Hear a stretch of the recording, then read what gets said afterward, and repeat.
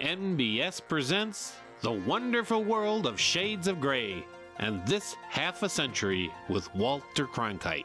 Hello, I'm Walter Kronkite, and welcome to This Half a Century. Tonight we look at the year 1952 and the life of Fredrick W. Armstrong, known to almost no one as Little Ricky. On the last day of the first half of the 20th century, Little Ricky was born to Jack and Rosemary Armstrong in the old Bull's Head Infirmary of Rochester, New York. After causing permanent hearing loss to the staff, Little Ricky was released to his parents, who took him home in the car of the future, the Hudson Hornet. Little Ricky's neighbor, the famous Jay Silverheels, Tonto on television's Lone Ranger series, would teach him many Native American skills, including communicating by smoke signals. Hello there, little boy. Word of the Armstrong prodigy reached the nation's capital. President Truman sent Little Ricky to mediate ongoing truce talks between China, North Korea, and the United Nations. His parents bid him a sad farewell. Unfortunately, his presence only further antagonized the antagonists. In a unanimous decision, he was ejected from the negotiations and France. President Truman warned him not to return to America. From Paris, Little Ricky traveled to Copenhagen, where he found work in a medical clinic and performed the world's first sex change operation. Returning to America, Little Ricky sold his story to aspiring film director Ed Wood, who brought it to the screen in his first full-length feature, Glenn or Glenda, also known as I Changed My Sex. Little Ricky worked as a grip on the film before moving to the wardrobe department. During breaks in the shooting, he began his love of reading with the first issue of Hugh Hefner's new magazine, Playboy. After the success of Glenn or Glenda, Little Ricky met with famed animator Walt Disney to propose a full-length animated feature about a fairy boy in tights.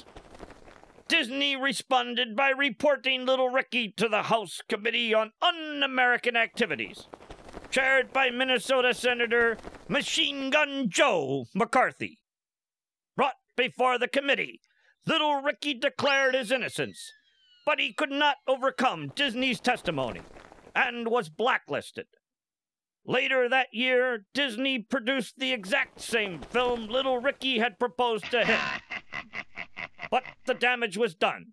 Little Ricky was washed up in Hollywood.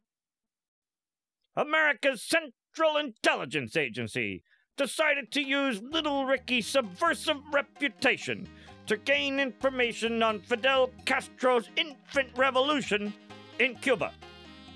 Eager to clear his name, he agreed to the mission.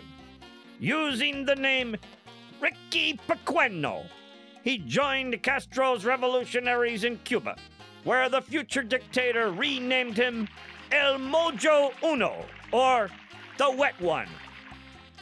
After reporting to his contact in Havana, Little Ricky traveled to Helsinki, Finland, where he won the Olympic gold medal in straddle jumping.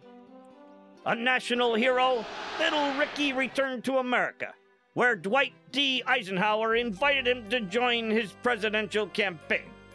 A Democrat, Little Ricky had already given his support to Adlai Stevenson, but the famous war hero swayed him. "I've got it badly for Adlai," he explained, "but I like Ike." During the campaign, Little Ricky visited IBM, where he was introduced to the new $10 million Model 701 computer. For the young filmmaker, it was love at first sight. Without hesitation, he decided to open the world's first all-computer animation studio, leasing the Model 701 for $25,000 a month. By the end of the first month, Little Ricky's House of Animators was forced to declare bankruptcy after attempting to produce the first complete animated version of the Bible. Dogged by creditors and ministers alike, Little Ricky once again disappeared. Few, hardly any, asked, "Where is he?" The answer was, "Who?" or "Who cares?" But as 1952 passed into 1953, there was a rumor. He was in Nepal.